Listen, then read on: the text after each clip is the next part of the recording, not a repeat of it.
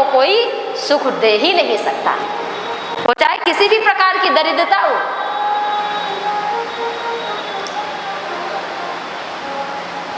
कहा क्या करे पुत्र, कहा आप घर छोड़कर त्याग करिए और श्रीमद् भागवत का पाठ करिए, दशम स्कंद का।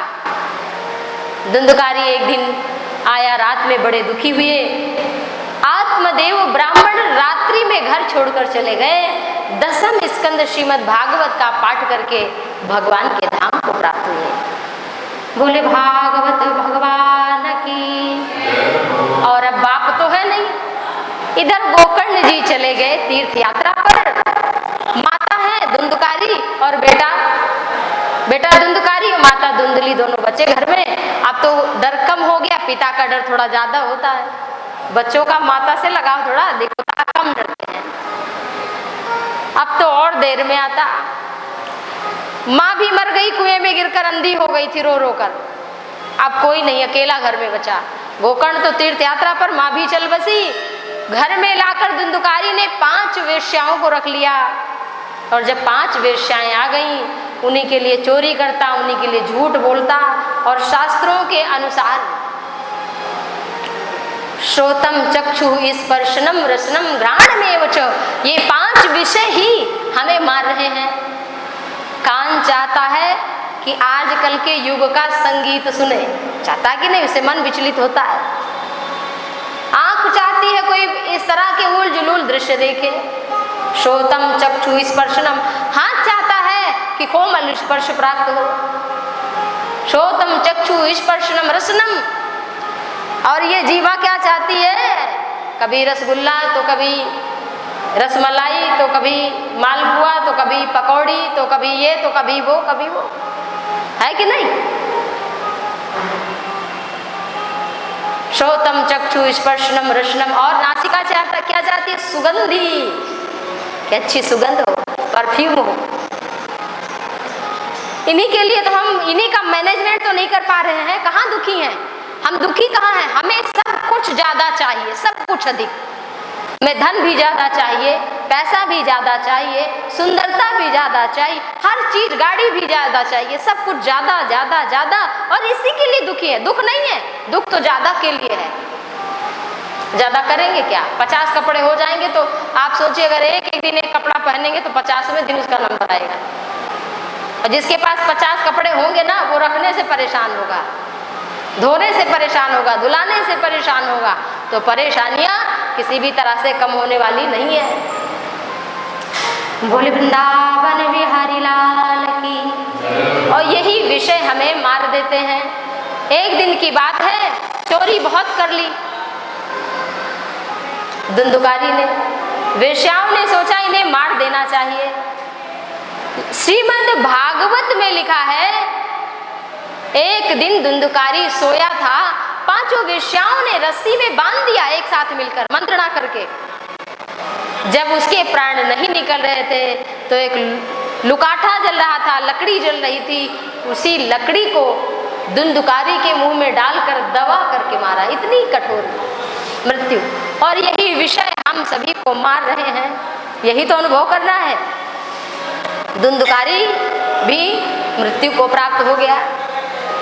अगर इस शरीर से भजन नहीं हुआ तो समझ लो बड़ा घाटे का सौदा।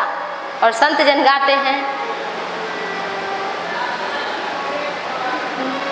काया कुटिया निराली जमाने भर से, काया कुटिया निराली जमाने भर से, काया कुटिया निराली जमाने, काया कुटिया निराली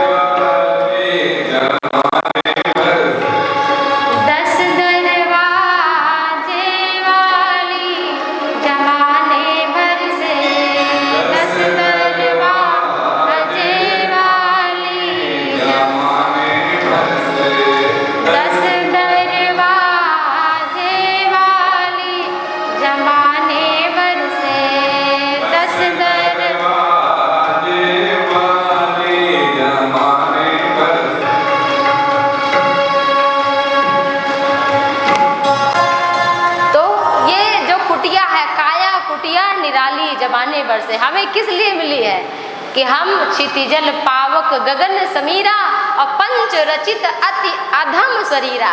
ये जो 5 तत्वों से बना हुआ शरीर है, ये 5 तत्व में विलीन हो, उससे पहले ये आत्मा भगवान में विलीन हो जाए, परमात्मा में लीन हो जाए, उनके भजन में लीन हो जाए।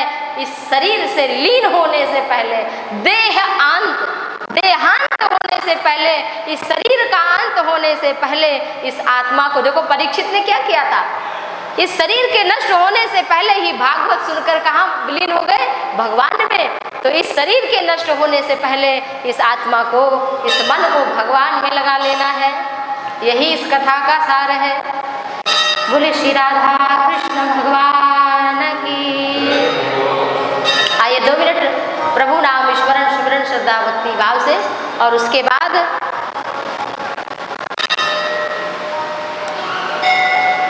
7 तो बज गया। आज प्रथम दिवस था तो थोड़ा विलंब, आज कलश यात्रा भी थी। देखिए समय तो रुकने वाला है नहीं। कोई कहे भैया हम तो अपने समय को आराम से खर्चा करेंगे, आराम से। जब हम सोते हैं तो भी समय निकलता है कि नहीं? तो कितना समय तो हमारा सोने में निकल जाता है। तो ये समय व्यर्थ न जाने पाए। आइए ठाकुर जी के चरण कमल में, आज प्रथम दिवस था, लेकिन कल की कथा ठीक 4 बजे से प्रारंभ होगी। तो आप सभी भक्तों से निवेदन है कि आप सभी ठीक 4 बजे कथा में पधारें। अच्छा, एक कथा में और जानकारी देने की, इसमें कोई एक यजमान बनकर कथा नहीं श्रवण कर रहा है, आप सभी भक्तजन ही यजमान हैं। अब भादों का महीना है, भाद्रपद अष्टमी, तो भगवान श्री कृष्ण का रोहिणी नक्षत्र में मध्य रात्रि में जन्म हुआ था। तो कृष्ण पक्ष चल भी रहा है, और अगर इस महीने में कथा सुन ली जाए तो उसका विशेष फल है। तो कोई श्रद्धालु भक्त अगर कथा में सहयोग करना चाहते हैं, क्योंकि कथा ये स्वयं की जा रही है, इसमें कोई एक यजमान नहीं है, तो वही हाँ?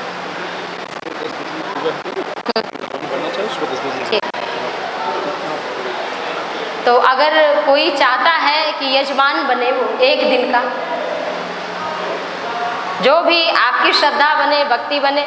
देखो धन की 3 गतियां हैं, दान, भोग और नाश।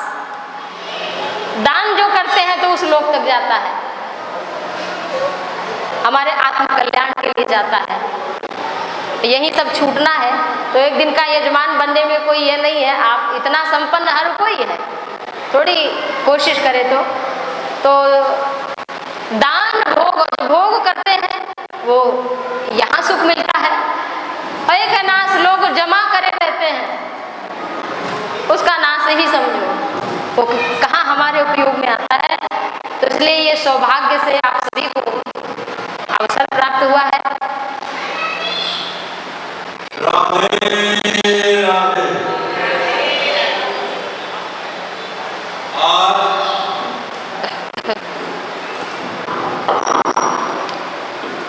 सनातन धर्म प्रांगण में जन्माष्टमी के उपलक्ष्य में जो हर साल कथा होती है, आज 16 तारीख से 22 तारीख तक कथा का आयोजन किया गया है। 16 से 22, और इसमें जो है इसका समय जो है 4 बजे से 7 बजे तक है। मेरी सब